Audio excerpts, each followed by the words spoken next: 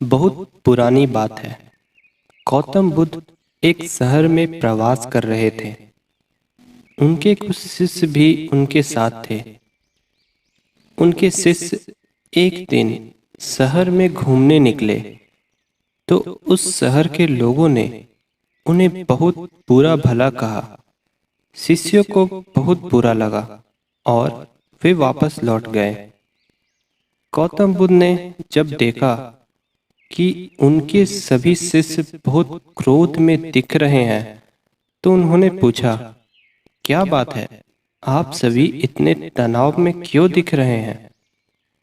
तभी एक शिष्य क्रोध में बोला, हमें यहाँ से तुरंत प्रस्थान करना चाहिए। जब हम बाहर शहर में घूमने गए तो यहाँ के लोगों ने बिना वजह हमें बहुत बुरा भला कहा। जहाँ हमारा सम्मान ना हो वहाँ हमें एक पल भी नहीं रहना चाहिए। यहाँ के लोग सिर्फ दुर्व्यवहार के सिवा कुछ जानते ही नहीं हैं। गौतम बुद्ध ने मुस्कुराकर कहा, क्या किसी और जगह पर तुम सद्व्यवहार की अपेक्षा रखते हो? दूसरा शिष्य बोला, इस शहर से तो भले लोग ही होंगे। तब गौतम बुद्ध बोले, किसी जगह को सिर्फ इसलिए छोड़ देना गलत होगा कि वहाँ के लोग दुर्व्यवहार करते हैं। हम तो संत हैं, हमें तो कुछ ऐसा करना चाहिए कि जिस स्थान पर भी जाएं, उस स्थान को तब तक न छोड़े जब तक अपनी अच्छाइयों से वहाँ के लोगों को सुधार न दे।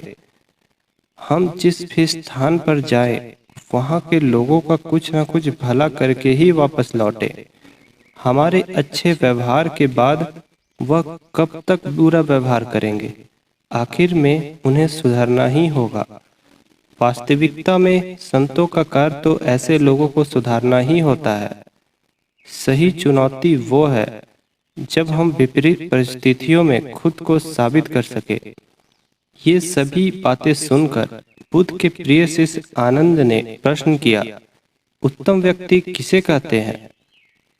इस पर बुद्ध ने जवाब दिया, जिस प्रकार युद्ध में बढ़ता हुआ हाथी चारों तरफ के तीर सहते हुए भी आगे बढ़ता जाता है, ठीक उसी तरह उत्तम व्यक्ति भी दूसरों के अपशब्दों को सहते हुए अपना कार्य करता रहता है। खुद को वश में करने वाले प्राणी से उत्तम कोई और नहीं हो सकता। गौतम बुद्ध की बात शिष्यों को अच्छी तरह से समझ में आ गई और उन्होंने वहां से जाने का इरादा त्याग दिया।